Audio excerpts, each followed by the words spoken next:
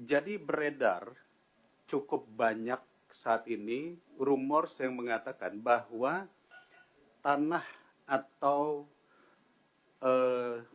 rumah atau apapun juga yang mungkin sudah terlantar atau tidak diurus itu akan diambil negara. Ini lagi ramai sekali. Bahkan di dalam acara Lebaran kemarin semua keluarga saya bertanya, benar nggak sih katanya rumah warisan itu akan diambil negara? Lalu saya mengatakan bahwa kita akan coba minta cross check karena ini ada Permen 20 tahun 2021 yang kurang lebih mengatakan bahwa rumah warisan kalau tidak diurus, tidak disertifikatkan atau tidak balik nama, itu nanti dalam beberapa waktu itu akan diambil oleh negara. Nah, pertanyaannya adalah banyak masyarakat ketakutan. Bahkan saya lihat di media sosial sudah mengatakan negara akan mengambil hak rakyat gara-gara tidak membayar. PP 20 tahun 2021 bunyinya begini, Pak. Kami jelaskan, Pak. Tanah, Bapak punya HGU atau HGB. Sejak ditetapkan HGB ditetapkan tahun 2020.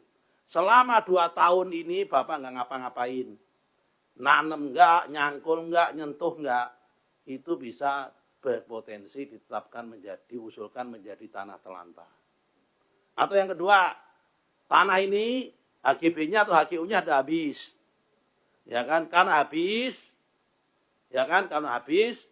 sampai 2 tahun tidak mengajukan, itu berpotensi juga dijadikan tanah terlantar. Tapi kalau sifatnya SHM tidak bisa.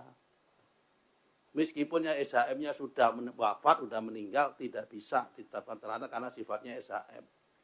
Yang bisa begitu hanya SHGB, sama SHGU.